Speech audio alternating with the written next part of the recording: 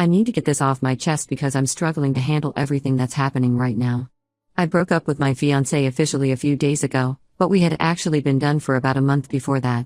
We tried getting back together briefly, but it just made things worse. I, 27F, met Drake, 27M, in college 5 years ago during our senior year. We were in the same study group for our final project, and things just clicked between us. After graduation, we moved in together and got engaged last year. The proposal was perfect. He took me to the beach where we had our first date, got down on one knee, and promised me forever. I thought I had found my soulmate. But our relationship had been rocky for a long time before the engagement. The main issue was his emotional manipulation. Every time I tried to bring up problems in our relationship, he would turn it around on me. He'd say I was being too sensitive or that I was imagining things. If I ever tried to leave, he would threaten to harm himself. The first time this happened was 2 years ago. I had found suspicious messages on his phone from a female coworker. When I confronted him, he deleted them and said I was being paranoid. I tried to leave that night, and he took a bunch of pills. I had to call an ambulance. After that, I was terrified to ever bring up any issues. This pattern continued for years. He would stop eating, skip work, and basically destroy his life until I came back. Each time, I would give in because I couldn't bear the thought of him hurting himself. We had built a whole life together, shared an apartment, had the same friend group, and were planning our wedding for next spring. Our families were close, and his mom treated me like a daughter. The breaking point came when I found out he had been lying about going to therapy. 6 months ago, after another one of his episodes, I gave him an ultimatum: either he get professional help or I'm done. He agreed readily, and I thought finally things would change. I helped him find a therapist, set up the appointments, and even drove him there every week because his car was in the shop. Last month, I stopped by the therapist's office to reschedule his appointment because we had a wedding to attend. The receptionist had no idea who I was talking about. They had no record of Drake ever being a patient there. When I called other therapy offices in our area, it was the same story. He had been sitting in parking lots during those times, pretending to attend therapy. When I confronted him, he broke down crying. He admitted he hadn't gone to a single session. He said he was afraid the therapist would tell him there was something wrong with him, that he was too scared to talk to a stranger about his problems. He promised he would really go this time, but I was done. All the trust was gone. I packed my things when he was at work and moved in with my best friend Sarah temporarily. That night, he showed up at her place, crying and causing a scene. He kept saying he would die without me. Sarah had to threaten to call the police before he would leave. He got his mother involved, who kept calling and texting me about how devastated he was. She said he wasn't eating or sleeping, that he might lose his job because he couldn't focus at work. About 3 weeks into our separation, he seemed to be doing better. He texted me saying he had actually gone to a therapy session, with proof this time, and was working on himself. Like an idiot, I agreed to try again. We lasted 2 days before I caught him checking my phone while I was in the shower. He said he needed to make sure I hadn't been talking to other guys while we were apart. That's when I ended things for good. Here's where everything gets complicated. During our month apart, I started talking to Matt at my gym. He teaches the morning kickboxing class I attend. It started with just casual conversation after class, but we really connected. He had gone through a bad breakup himself 6 months ago, so we bonded over that. We began texting regularly, and I found myself looking forward to our conversations more and more. Matt knew about my situation with Drake and was very understanding. He didn't pressure me for anything more than friendship, but there was definitely attraction on both sides. We started getting coffee after gym sessions and could talk for hours. He made me feel heard and respected in a way I hadn't experienced in years. But Drake found out about Matt through our mutual friends. He completely lost it. He showed up at my workplace during lunch hour, screaming about how I was cheating on him. My coworkers had to escort him out. Then he started sending me hundreds of messages, alternating between threatening to hurt himself and accusing me of having an affair with Matt while we were still together. I showed Matt the messages, and he offered to back off if it would make things easier for me. But honestly, being around him is the only thing keeping me sane right now. Drake has been telling everyone that I moved on too quickly, that I must have been emotionally cheating during our relationship. Some of our mutual friends are starting to believe him. Drake keeps saying we're just on a break and that he'll wait for me forever. He's messaging my family members, telling them I'm having a mental breakdown and need intervention. My mom actually started believing him until I showed her some of his manipulative messages. He even contacted my younger sister on Instagram, telling her to convince me to come back home. I know it might seem fast to be talking to someone new, but I checked out of my relationship with Drake months ago. I only stayed because I was afraid of what he might do to himself.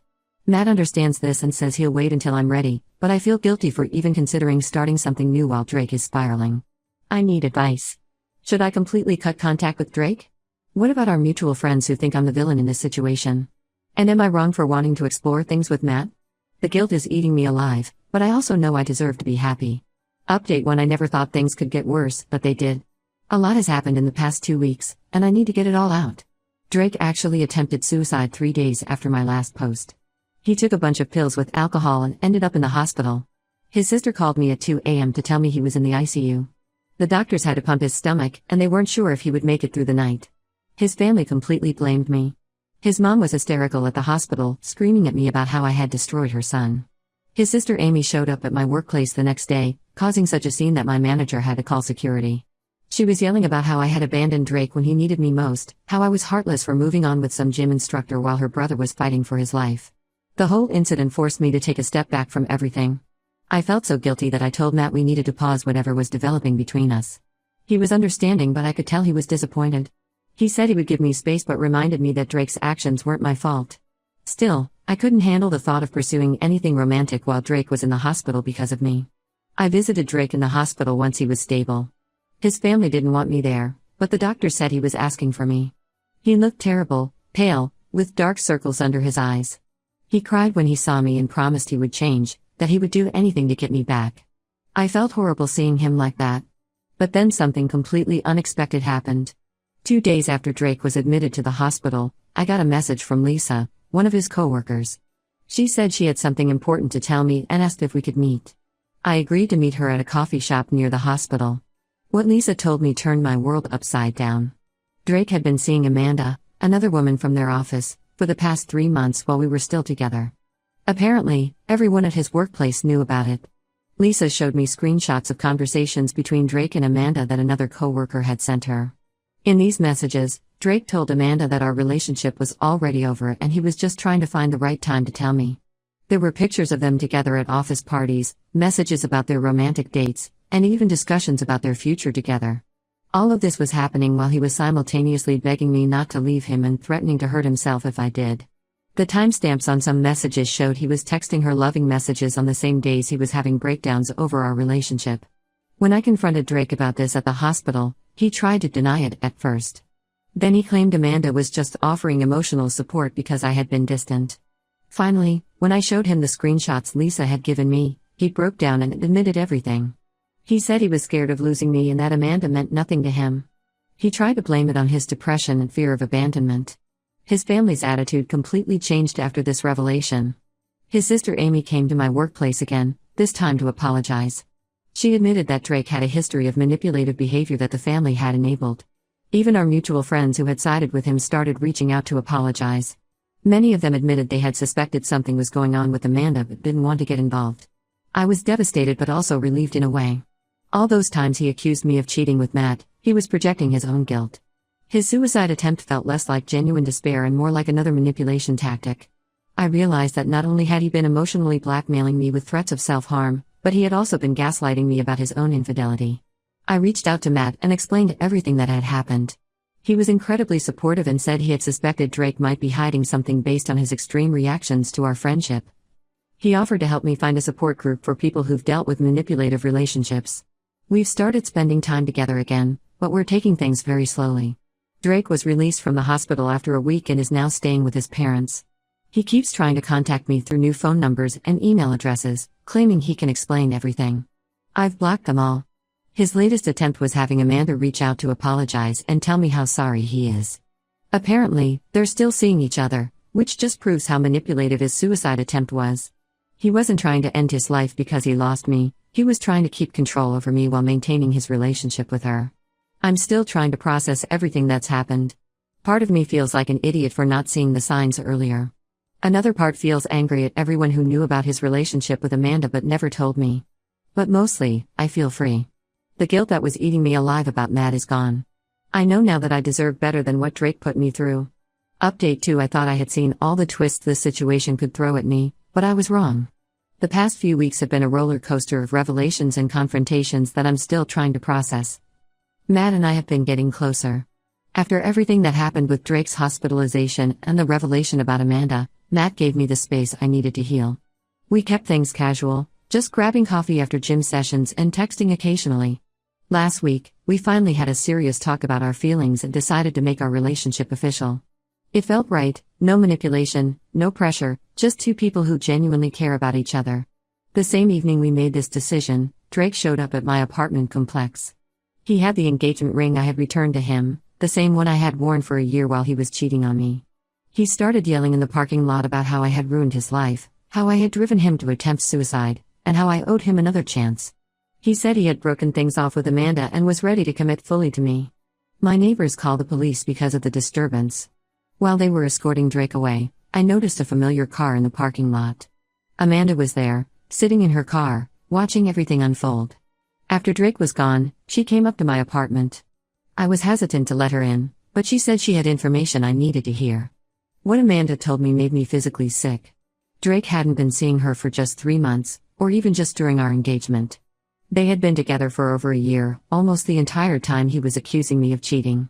She showed me years' worth of messages, photos from trips they had taken together during times he had told me he was on business trips, and even receipts from jewelry he had bought her. The worst part? She had no idea I existed until recently. Drake had told her he was single, then later claimed I was his unstable ex who couldn't let go. She only discovered the truth when she found our engagement photos while going through his phone. When she confronted him, he fed her the same lies he had told everyone else, that I was mentally unstable and manipulative. But here's where it gets even more twisted. While Amanda and I were comparing stories, she revealed that she had discovered other women in Drake's life. She showed me conversations with at least 2 other women where he was making the same promises about marriage and a future together. He had been leading multiple lives, carefully keeping everyone separate and using the same manipulation tactics on all of us. One of these women actually reached out to me on Facebook. She had been dating Drake for 8 months, thinking he was divorced. He had told her that his ex-wife, me, was harassing him and that's why he had to keep their relationship secret. She even showed me messages where he was planning a vacation with her for the same week he was supposed to be on a business trip, which was also the same week he had apparently planned a romantic getaway with Amanda. Drake's family is mortified. His sister called me crying, saying she had no idea her brother was capable of such elaborate deception. Even his mother, who had blamed me for everything, finally sees him for who he really is. They're pushing him to get real professional help this time. The most surreal part of all this is how Drake is reacting. Instead of showing remorse, he's trying to justify everything. He sent me a long email explaining how he needed different types of emotional support and how each relationship fulfilled a different need. He actually tried to argue that he wasn't technically cheating because he loved everyone differently. Matt has been incredibly supportive through all of this. When I showed him Drake's email, he helped me set up additional security measures on my social media and devices. We've also started attending a support group together for people who have dealt with pathological liars in relationships. I'm still processing everything, but for the first time, I feel like I can see the situation clearly. Drake didn't just cheat, he created an entire web of lies and manipulation that affected multiple people. His suicide attempt wasn't about losing me, it was about losing control of the narrative he had carefully constructed. I'm currently working with Amanda and the other women to document everything in case we need legal action in the future. Drake's behavior has become increasingly erratic since all of this came to light, and we want to be prepared. Update 3: It's been 3 months since everything came to light, and my life has completely transformed. I wanted to give one final update because so many people have reached out asking how things turned out. After discovering the full extent of Drake's deception, I filed for a restraining order. The evidence Amanda and the other women helped me gather made the process surprisingly straightforward. The judge was particularly concerned about his pattern of showing up at my workplace and home after I had explicitly told him to stop contacting me. Matt and I are still together, and things are going really well.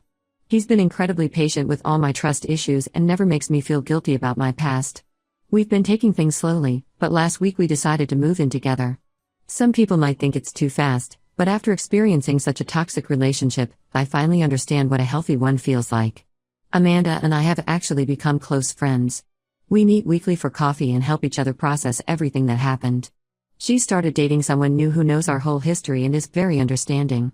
The other women Drake was involved with have also moved on with their lives, though we keep in touch to support each other. Most of our mutual friends have apologized for believing Drake's lies. Some friendships couldn't be salvaged, particularly those who knew about his affairs but never told me. I've learned who my true friends are through all this. Sarah, my best friend who let me stay with her after the breakup, has been amazing. She and Matt get along great, which makes everything easier. Drake's family has completely cut ties with him. His sister told me he's moved to another city after losing his job. Apparently, his workplace found out about how he had been manipulating multiple coworkers and decided he was too much of a liability. His mother occasionally texts me to apologize again for how she treated me during his hospital stay. The last I heard, Drake is supposedly getting real therapy this time and has joined some kind of program for compulsive liars. I don't know if that's true, and honestly, I don't care anymore. I've finally stopped feeling guilty about his suicide attempt and other threats of self-harm. The support group Matt and I attend has helped me understand that I was never responsible for Drake's actions. Matt and I have started planning our future together. We're looking at apartments and talking about getting a dog. It feels surreal to be in a relationship where I don't have to constantly check my partner's phone or worry about being manipulated. Matt encourages me to maintain my friendships and hobbies, something Drake always tried to prevent. The restraining order is still in place, and Drake hasn't tried to contact me in over a month. Sometimes I still get anxiety when I see a car that looks like his or when I get a call from an unknown number, but these moments are becoming less frequent. The support group has taught me techniques to handle these triggers. I'm just grateful I got out when I did. Looking back, I can see all the red flags I missed or ignored. But I'm not beating myself up about it anymore. Instead, I'm focusing on building a new life with someone who respects and values me. Sometimes the worst experiences lead you to exactly where you need to be. To everyone who supported me through this journey, thank you. Your comments and messages helped me stay strong when I was doubting myself. And to anyone going through something similar, it does get better. You just have to be brave enough to walk away.